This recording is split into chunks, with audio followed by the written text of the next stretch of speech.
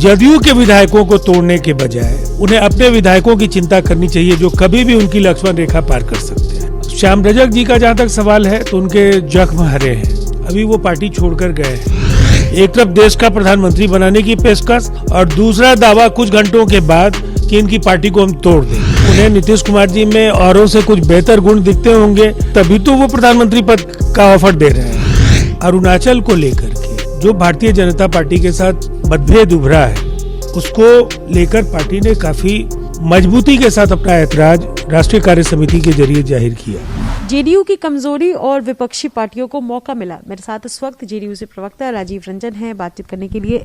17 विधायक, जिस तरीके से श्याम रजक का दावा है कि 17 विधायक संपर्क में हैं, ऐसा क्यों हुआ कि जेडीयू के जो विधायक हैं अब दूसरी पार्टियों में, दूसरी विपक्ष में उनको जो है अपने लिए अवसर मिल रहा है? देखिए, अपना घर पहले राजद को बचाना चाहिए। राजद के बड़ी संख्या में विधायकों का जदयू के बड़े नेताओं के साथ निरंतर संपर्क बना रहा है और तेजस्वी यादव की कार्यशैली से उनमें एक खासी नाराजगी है।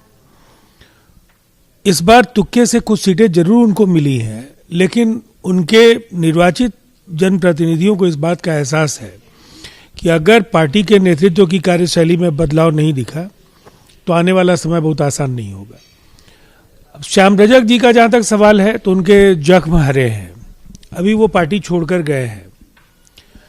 उनकी तलखी, उनके बयान की जो सत्यता है उसको प्रभावित करती है। दरअसल जदयू का कोई भी विधायक राजद जैसी पार्टी या वैसे अराजकतावादी शक्तियों के साथ क्यों जाना चाहेगा? ये गठबंधन अटूट है।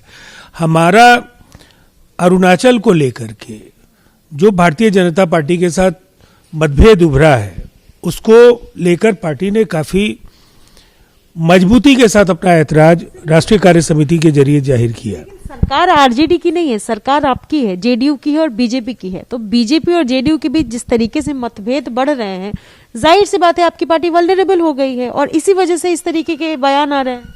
मैं वही आपको बताना चाहता था कि एक गठबंधन में ऐसे कई प्रश्न उभर करके आते हैं, इसलिए कि हम भारतीय जनता पार्टी की इकाई नहीं है। एक स्वतंत्र दल के तौर पर हम अपनी बात रखेंगे, वो भी अपनी बात रखेंगे। हम लोगों को बुरा लगा, नीतीश कुमार जी ने पार्टी की राष्ट्रीय कार्य समिति में इस बात के संकेत दिए और पार्टी ने आधिकारिक प्रस्ताव के जरिए भारतीय जनता पार्टी को अवगत कराया कि अरुणाचल में जो कुछ हुआ वो अच्छा नहीं हुआ है।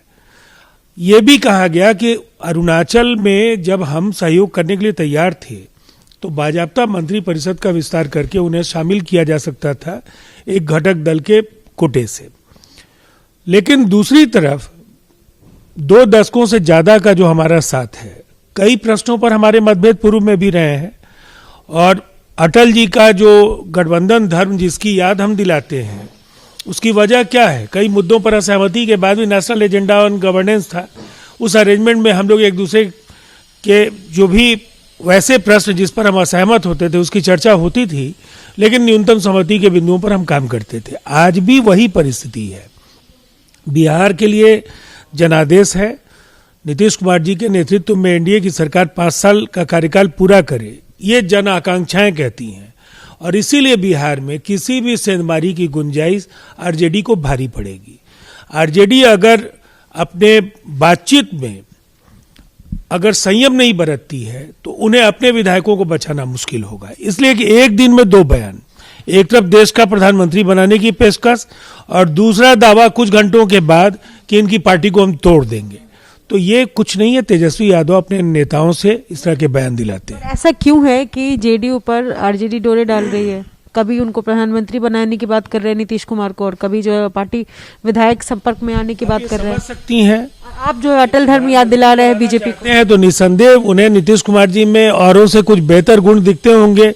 नीतीश कुमार जी को एक बड़ा नेता मानते होंगे, तभी तो वो प्रधानमंत्री पद का ऑफर दे रहे हैं। दूसरी तरफ उस पार्टी को तोड़ना चाहते हैं, तो इसका जवाब उनके पास नहीं होगा। और हम ये जानते हैं, सुर्खियां बटोरना बयानों के जरिए किसी राजनीतिक दल को अगर आता है तो इसमें राजद को महारत हासिल है, लेकिन दरअसल जदयू के विधायकों को तोड़ने के बजाय उन्हें अपने विधायकों की चिंता करनी चाहिए जो कभी भी उनकी लक्ष्मण रेखा पार कर सकते हैं। लेकिन मैं जेडीयू की बात कर रही हूँ, जरा आप पार्टी के प्रवक्ता हैं, मुझे ये बताइए कि जेडीयू की हालत ऐसी क्यों है? जेडीयू के बड़े नेता हैं, वरिष्ठ नेता हैं केसी त्यागी, और वो जो है वो पब्लिक डोमेन में आकर के पीसी करके वो कह रहे हैं कि भाई बीजेपी ने उनकी बात नहीं मानी, उनको अटल धर्म याद दिला रहे हैं। दूसरी तरफ कांग्रेस से ऑफर मिल रहा है जेडीयू को, आरजेडी से ऑफर मिल रहा है, तो कहीं ना कहीं असहाय है, बीच में फंस गई है जेडीयू, तभी तो इस तरीके के जो है बयान आ रहे हैं, इस तरीके का सिचुएशन हो गया। दूसरा पक्ष क्या है? नीतीश कुमार जी की जो स्वीकार्यता है, जो उनका व्यक्तित्व है, जो उनका कृतित्व है, कई मझधार में फंसे राजनीतिक दलों के लिए यह नाम उनका उद्धार कर दे, यह क्षमता है नीतीश कुमार जी में। और शायद इसलिए नीतीश कुमार जी के नाम के सहारे वो राजनीति अपनी चमकाना चाहते हैं। लेकिन नीतीश कुमार जी जिस गठबंधन के नेता हैं, उस गठबंधन को जनता ने अपराजय जनादेश इसीलिए दिया है कि उनके नेतृत्व में जो भी वायदे किए हैं एनडीए ने वो जमीन पर उतरे, इसलिए कि काम और करना और जो कहने का जो तरीका है उसमें अगर किसी व्यक्ति को अगर फर्क नहीं करना आता है तो वो नीतीश कुमार जी हैं।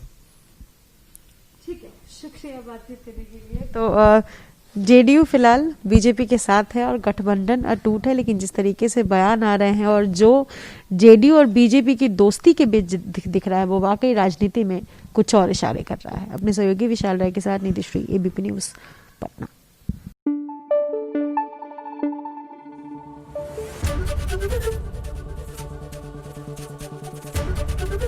एबीपी न्यूज आपको रखे आगे।